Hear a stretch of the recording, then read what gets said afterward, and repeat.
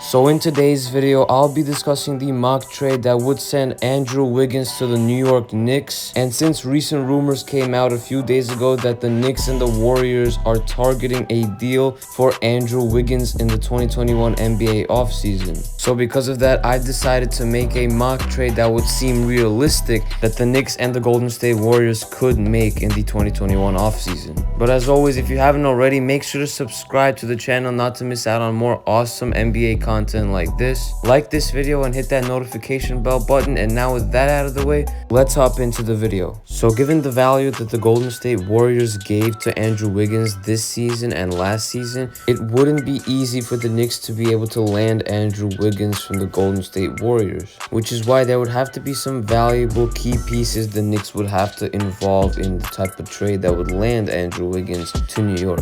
But with that being said, let's hop right into the mock trade. So in this mock trade, the New York Knicks would get Andrew Wiggins and the Warriors would get Obi Toppin, Kevin Knox, and the Knicks 2021 first round pick. So let's talk about the Knicks side of this trade first. So Kevin Knox is clearly not that valuable for the Knicks as he doesn't even have a rotation spot on the team. But Obi Toppin is probably someone that the Knicks still want to develop as they were the ones that drafted him in terms of front office situation with Leon Rose, Worldwide West. But the reason that Obi Toppin could end up on the trade market for the New York Knicks as early as this 2021 NBA offseason that is coming up, because the Knicks clearly did not expect Julius Randle to be as good as he was this year, or as he is this year. There were even trade talks that the Knicks can trade him for someone like a Terry Rozier or someone like that. So Julius Randle was probably on the trade block for the New York Knicks at the 2020 NBA offseason, mainly because of his poor performance that he had with the Knicks in the 2019-2020 season. So that is why the Knicks wanted to draft a player like a power forward, a young power forward like an Obi Toppin. Because if Randle would have been as good as he is this season, I am almost 100% sure that the Knicks would not draft Obi Toppin and would probably go for a player like a Tyrese Halliburton instead.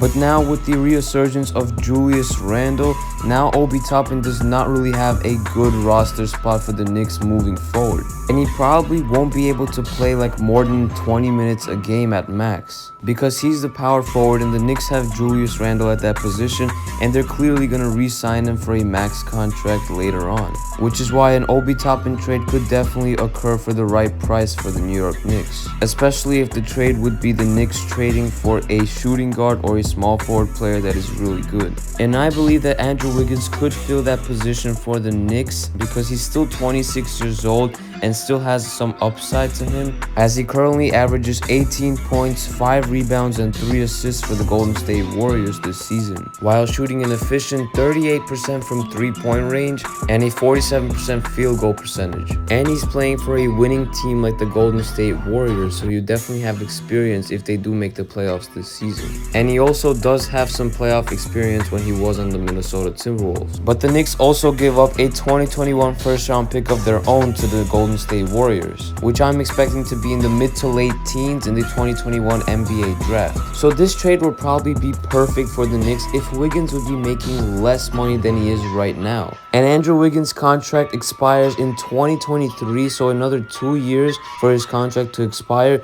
and by that time he's going to be making $33 million a year, which was obviously an overpay for Wiggins by the Minnesota Timberwolves back in the 2018-2019 season. And if his contract would at least be like at $20 million per year, I would actually do it if I were the Knicks, because he really provides a 3-and-D type of player that could still evolve into a star in the league, or at least a third option on a championship team. And I don't feel like he would really fit for the Warriors long term because of the return of Klay Thompson at that shooting guard position, and they'd probably have to trade Wiggins or Kelly Oubre because none of those players would want to come off the bench for the Warriors. So my final thoughts, if I'm the Knicks in this position, I would not do this trade if I were them, even though it's a pretty good trade for them, but it's not as good as I would like it to be because he's earning too much money. But in terms of fit, I think he could actually fit with the Knicks because he's actually shooting the ball really well from 3. And a potential team like Lonzo Ball, Andrew Wiggins, RJ Barrett, Julius Randle, and Mitchell Robinson would definitely be a contending team in the East. And of course, Wiggins would be a major upgrade over Reggie Bullock, even though Reggie Bullock has been providing some great value for the Knicks recently.